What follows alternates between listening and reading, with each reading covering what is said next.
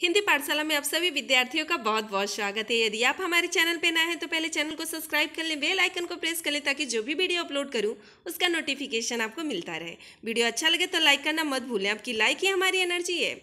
आज हम आपके सम्मुख रस, छंद, अलंकार एवं समाज से संबंधित महत्वपूर्ण प्रश्नों की श्रृंखला लेकर उपस्थित हुए हैं। ध्यान दीजिए, अत्यंत महत्वपूर्ण प्रश्नों की श्रृंखला है, अतः बहुत ध्यान से और बहुत आराम से चलेंगे। पहला प्रश्न आपकी स्क्रीन पे, भरत मुनि के अनुसार रसों की संख्या कितनी है? पहला प्रश्न आपकी स्क्रीन पे, भरत मुनि के अनुसार रसों की संख्या कितनी है, जिसके लिए 4 ऑप्शन दिए गए हैं। फर्स्ट ऑप्शन है 8, सेकेंड ऑप्शन है 9, थर्ड ऑप्शन है 11 एंड फोर्थ ऑप्शन है 12। कुछ सेकेंड का टाइम दिया जाएगा और जिसका सही जवाब है भरत मुनि के अनुसार रसों की संख्या 8 मानी गई। कितनी मानी गई है? 8 मानी गई है। अगला प्रश्न आपकी स्क्रीन पे है, विभाव, अनुभाव, संचारी, संयोगादृश निष्पत्ति। विभाव, अनुभाव, संचारी, संयोगादृश निष्पत्ति किसका कथन है? विभाव, अनुभाव, संचारी, संयोगादृश निष्पत्ति किसका कथन है? जिसके लिए 4 ऑप्शन दिया गया। फर्स्ट ऑप्शन है आचार्य दंडी, सेकेंड ऑप्शन है आचार्य भामा, थर्ड ऑप्शन है भरत मुनि एंड फोर्थ ऑप्शन है आचार्य केशव। कुछ सेकेंड का टाइम दिया जाएगा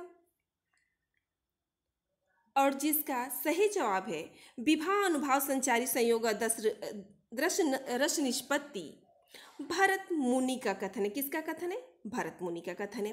प्रश्न ये भी बन सकता है कि विभाव, अनुभाव, संचारी भाव, संयोग रस निष्पत्ति भरत मुनि ने अपने किस काव्य शास्त्र में कहा है?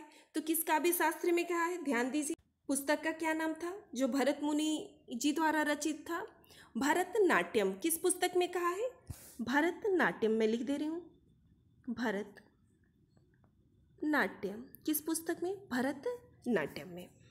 अगला प्रश्न आपकी स्क्रीन पे है, सारे डाउट यहाँ क्लियर किए जाएंगे, जो भी दिक्कतें हैं सब कुछ यहाँ ध्यान दीजिए, सारी दिक्कतें यहाँ दूर की जाएगी। हिंदी में मुख्य रसों की संख्या कितनी है? अब यहाँ जितने भी प्रश्न बनेंगे उस सारे प्रश्न यहाँ क्लियर किया जाएगा। हिंदी में मुख्य रसों की संख्या कितनी है? इसके आगे आप स्टार लगा लीजिए, इस क्वेश्चन के आगे स्टार लगा लीजिए। डबल, मैं तो कह रही हूँ डबल स्टार में इस क्वेश्चन को कवर करिए, डबल स्टार में। फिर हिंदी में मुख्य रसों की संख्या कितनी है? जिसके ऑप्शन कुछ इस प्रकार है। फर्स्ट ऑप्शन है 8, सेकेंड ऑप्शन है 9, थर्ड ऑप्शन है 10 एंड फोर्थ ऑप्शन है 11। कुछ सेकेंड का टाइम दिया जाएगा और जिसका सही जवाब है हिंदी में मुख्य रसों की संख्या 9 है। यदि भरत मुनि पूछे तब वहाँ 8 होगा, यदि भरत मुनि पूछे तब वहाँ 8 सही हो जाए, करेक्ट हो जाएगा। हिंदी में मुख्य रसों की संख्या यहाँ पूछी जा रही है, यहीं आप कंफ्यूज हो जाते हैं। हिंदी में जब मुख्य रसों की संख्या पूछी जाए तब उसका आंसर 9 हो जाएगा। जब 8 और 9 दोनों ना हो तब आप 11 पे ट्रिक करिएगा।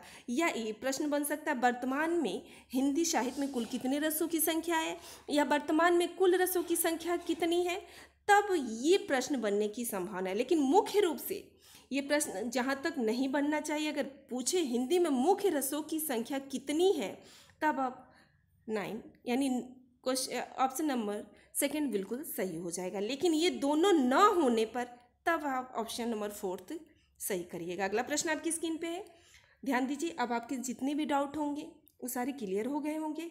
अगला प्रश्न, निम्नलिखित में से कौन रस का अंग नहीं है?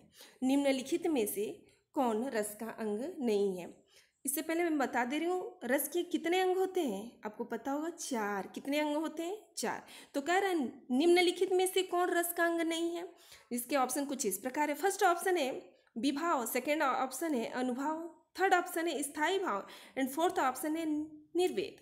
कुछ सेकेंड का टाइम दिया जाएगा और जिसका सही जवाब है विभाव, अनुभाव और स्थायी भाव, ये तीनों ही रस के अंग हैं, जबकि निर्वेद संचारी भाव के अंतर्गत भी आता है और शांत रस का स्थायी भाव क्या है? निर्वेद है। तो इसके अकॉर्डिंग इस क्वेश्चन के अनुसार सही आंसर क्या हो जाएगा? निर्वेद। निर्वेद क्या है? रस का अंग नहीं है। स्पष्ट हो गया होगा।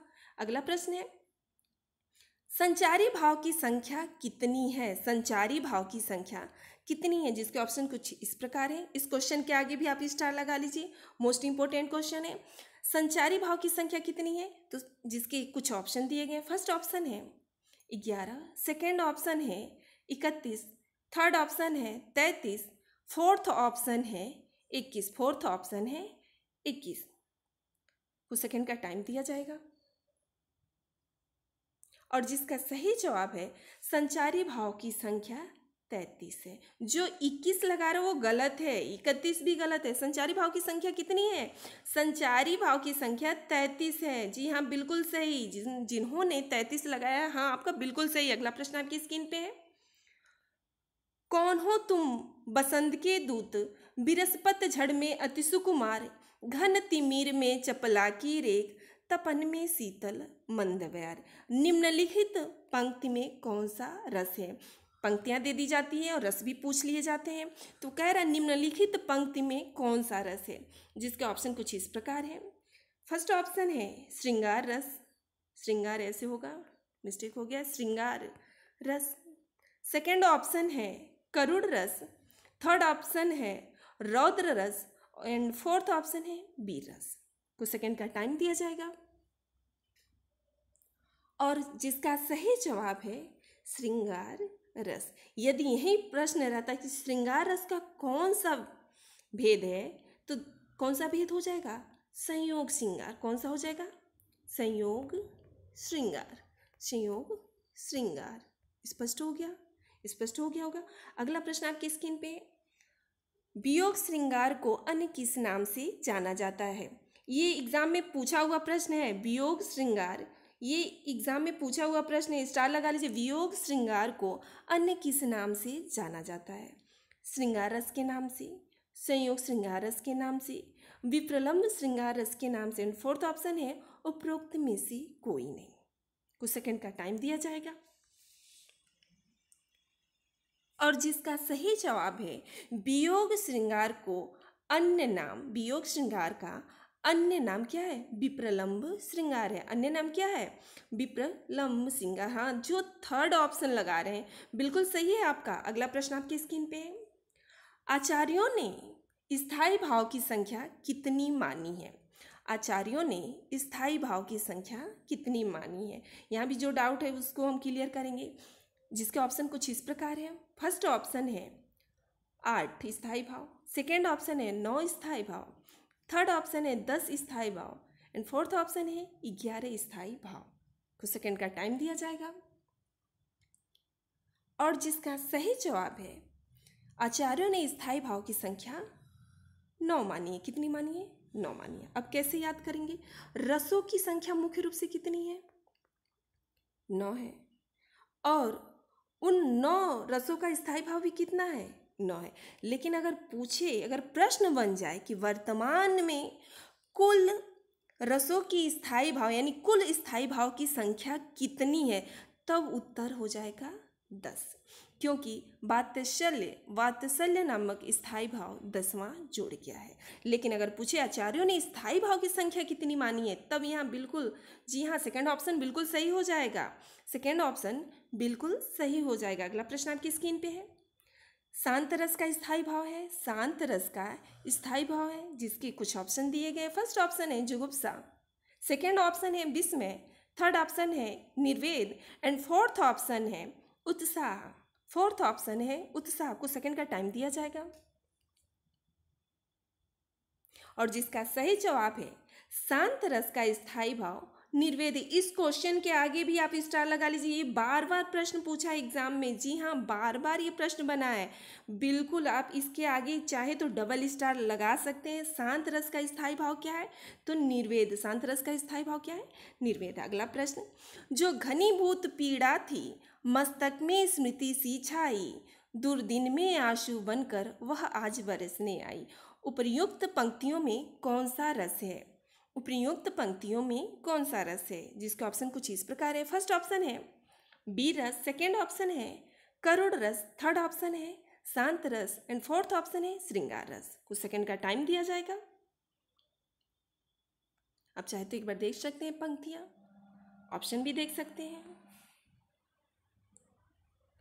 और जिसका सही जवाब है करुड़ रस। अब पहचानेंगे कैसे, इसके ट्रिक में रस के ट्रिक पे भी मैं वीडियो बनाऊंगी कि जहाँ आंसू दुख की बात आ जाए, जहाँ आंसू कष्ट दुख पीड़ा या मानसिक कष्ट की बात आ जाए, वहाँ हमेशा करुड़ रस होता है। वहाँ हमेशा क्या होता है, करुड़ रस होता है। अगर वीडियो अच्छा लगे, ट्रिक अच्छा लगे तो लाइक तो बनती है एक। अगला प्रश्न आपकी स्क्रीन पे है, जहाँ उपमेय में उपमान का भेद रहित आरोप हो, जहाँ उपमेय में उपमान का भेद रहित आरोप हो, वहाँ कौन सा अलंकार होता है। जहाँ उपमेय में उपमान का भेद रहित आरोप हो, वहाँ कौन सा अलंकार होता है। 12वें नंबर का प्रश्न आपकी स्क्रीन पे है, जिसके ऑप्शन कुछ इस प्रकार के। फर्स्ट ऑप्शन है उत्प्रेक्षा अलंकार, सेकेंड ऑप्शन है उपमा अलंकार, थर्ड ऑप्शन है रूपक अलंकार एंड फोर्थ ऑप्शन है संदेह अलंकार। कुछ सेकेंड का टाइम दिया जाएगा और जिसका सही जवाब है रूपक अलंकार। ध्यान दीजिए, ट्रिक भी मैं अलंकार पे ट्रिक भी बना चुकी हूँ। अगर अलंकार वाला ट्रिक वाली वो वीडियो नहीं देखे हो तो जैसे ही आप सर्च करेंगे हिंदी पाठशाला विद साधना में, तुरंत वह अलंकार के ट्रिक वाला वीडियो आपको मिल जाएगा। अब क्या है, जहाँ उपमेय में उपमान का भेद रहित यानी अभेद कर दिया, भेद रहित का क्या अर्थ होता है, अभेद कर दिया जाए, तो वहाँ कौन सा अलंकार हो जाएगा, रूपक अलंकार हो जाएगा। आगे मैं एग्जाम्पल देकर स्पष्ट करूँगी।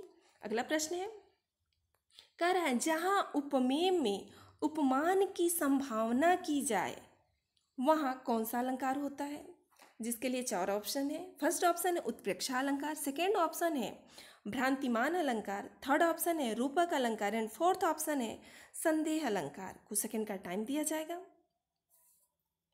और जिसका सही जवाब है जहाँ उपमेय में उपमान की संभावना किया जाए, वहाँ उत्प्रेक्षा अलंकार होता है। संभावना का अर्थ होता है कल्पना। संभावना का क्या अर्थ होता है, कल्पना। संभावना की जाए अथवा कल्पना की जाए, वहाँ हमेशा उत्प्रेक्षा अलंकार होता है।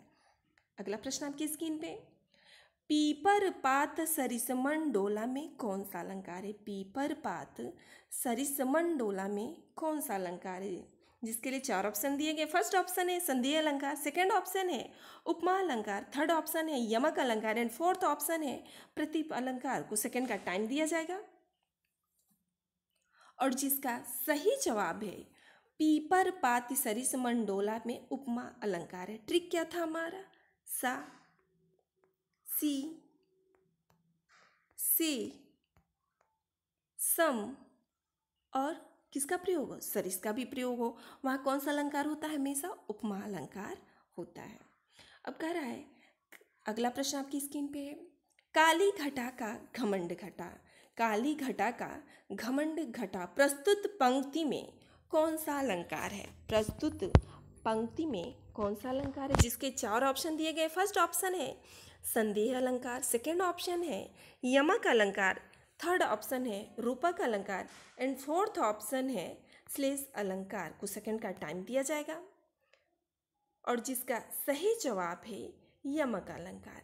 ट्रिक क्या था, एक शब्द का प्रयोग एक से अधिक बार, तो शब्द का प्रयोग एक से अधिक बार हो गया है, शब्द का प्रयोग एक से अधिक बार हो गया है, तो हम तुरंत पकड़ लिए कौन सा अलंकार है, यमक अलंकार। कौन सा अलंकार है, तो अलंकार वाली ट्रिक की वीडियो अगर आप नहीं देखे हैं तो देख सकते हैं। अगर ट्रिक अच्छी लगी हो तो लाइक तो बनता है। अगला प्रश्न आपकी स्क्रीन पे है, चरण कमल बंदो हरिराई, चरण कमल बंदो हरिराई प्रस्तुत पंक्ति में कौन सा अलंकार है।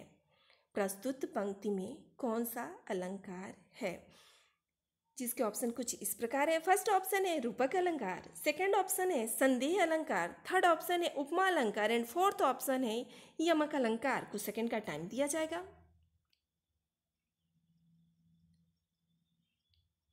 एक बार और मैं उदाहरण दिखा दे रही हूँ कि इसके उदाहरण एग्जाम्पल्स क्या हैं, फिर ऑप्शन पे चलते हैं हम।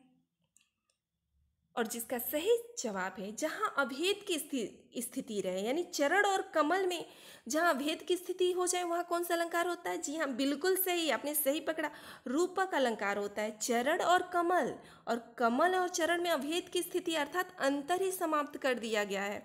अगला प्रश्न आपकी स्क्रीन पे, रघुपति राघव राजा राम, रघुपति राघव राजा राम उपयुक्त पंक्तियों में अलंकार है, जिसके 4 ऑप्शन दिए गए। फर्स्ट ऑप्शन है संदेह अलंकार, सेकंड ऑप्शन है उपमा अलंकार, थर्ड ऑप्शन है श्लेष अलंकार एंड फोर्थ ऑप्शन है अनुप्रास अलंकार। कुछ सेकंड का टाइम दिया जाएगा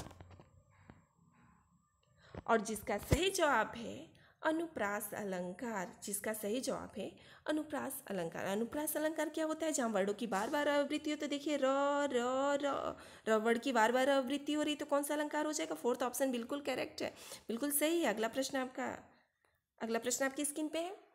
निम्नलिखित में से कौन सा शब्दालंकार का भेद नहीं है? निम्नलिखित में से कौन सा शब्दालंकार का भेद नहीं है? जिसके 4 ऑप्शन है। फर्स्ट ऑप्शन है उपमा अलंकार, सेकंड ऑप्शन है अनुप्रास, थर्ड ऑप्शन है श्लेष एंड फोर्थ ऑप्शन है यमक। कुछ सेकंड का टाइम दिया जाएगा और जिसका सही जवाब है अनुप्रास, श्लेष और यमक। ये तीनों ही शब्दालंकार के भेद हैं, किंतु कह रहा भेद नहीं है तो उपमा अलंकार क्या है? अर्थालंकार का भेद है। तो फर्स्ट ऑप्शन बिल्कुल सही है। जी हाँ, फर्स्ट ऑप्शन बिल्कुल सही है। अगला प्रश्न आपकी स्क्रीन पे है। हरिपद कोमल कमल से, हरिपद कोमल कमल से प्रस्तुत पंक्ति में कौन सा अलंकार है? जिसके लिए 4 ऑप्शन दिया गया है। फर्स्ट ऑप्शन है उपमा अलंकार, सेकेंड ऑप्शन है उत्प्रेक्षा अलंकार, थर्ड ऑप्शन है रूपक अलंकार एंड फोर्थ ऑप्शन है प्रतीप अलंकार। कुछ सेकंड का टाइम दिया जाएगा और जिसका सही जवाब है हरिपद कोमल कमल से, इन पंक्ति में उपमा अलंकार है। सी का प्रयोग हुआ है। कौन सा अलंकार है? उपमा अलंकार है। अगला प्रश्न आपकी स्क्रीन पे। चरण धरत चिंता करत चितवत चारी ओर, शुभरन को खोजत फिरत कभी व्यभिचारी चोर। उपर्युक्त पंक्ति में कौन सा अलंकार है? उपर्युक्त पंक्ति में कौन सा अलंकार? जिसके लिए 4 ऑप्शन है। फर्स्ट ऑप्शन है संदेह अलंकार, सेकेंड ऑप्शन है उपमा अलंकार, थर्ड ऑप्शन है यमक अलंकार एंड फोर्थ ऑप्शन है श्लेष अलंकार। ध्यान दीजिए, श्लेष ऐसे भी लिखा जाता है, श्लेष ऐसे भी लिखा जाता है। तो प्रस्तुत पंक्ति में कौन सा अलंकार है? कुछ सेकंड का टाइम दिया जाएगा। जी हाँ, बिल्कुल सही, श्लेष अलंकार है। आप पकड़ ही लिए होंगे, श्लेष अलंकार है। पहचान कैसे करेंगे? हमेशा लास्ट वाली पंक्ति से। सुबरन को खोजत फिरत, यहाँ इसके 3 अर्थ हो जा रहे हैं ना, 3 अर्थ हो जा रहे हैं, तो कौन सा अलंकार होगा? श्लेष अलंकार होगा। अगला प्रश्न आपकी स्क्रीन पे है। चौपाई छंद में कितनी मात्राएं होती हैं? चौपाई छंद में कितनी मात्राएं होती हैं? जिसके लिए 4 ऑप्शन है। फर्स्ट ऑप्शन है 14 मात्राएं, सेकेंड ऑप्शन है 16 मात्राएं, थर्ड ऑप्शन है 18 मात्राएं एंड फोर्थ ऑप्शन है 24 मात्राएं। कुछ सेकंड का टाइम दिया जाएगा और जिसका सही जवाब है चौपाई छंद में 16 मात्राएं होती हैं। चौपाई छंद में 16 मात्राएं होती हैं। छंद पे भी हम ट्रिक बताए थे छंद वाली वीडियो में, कैसे आप पता करेंगे कि कितनी मात्राएं होती हैं। अगला प्रश्न आपकी स्क्रीन पे है। निम्नलिखित में से कौन सा अर्ध सम्मात्रिक छंद है? निम्नलिखित में से कौन सा अर्ध सम्मात्रिक छंद है? जिसके लिए 4 ऑप्शन दिए गए। फर्स्ट ऑप्शन है कुंडलिया छंद, सेकंड ऑप्शन है हरिगीतिका छंद, थर्ड ऑप्शन है चौपाई छंद एंड फोर्थ ऑप्शन है दोहा छंद। कुछ सेकंड का टाइम दिया जाएगा और जिसका सही जवाब है दोहा छंद अर्ध सम्मात्रिक छंद है। दोहा छंद अर्ध सम्मात्रिक छंद है। अगला प्रश्न आपकी स्क्रीन पे है। निम्नलिखित में से कौन सा सम्मात्रिक छंद नहीं है? निम्नलिखित में से कौन सा सम्मात्रिक छंद नहीं है? फर्स्ट ऑप्शन है रोला छंद, सेकंड ऑप्शन है चौपाई छंद, थर्ड ऑप्शन है हरिगीतिका छंद एंड फोर्थ ऑप्शन है सोरठा छंद। कुछ सेकंड का टाइम दिया जाएगा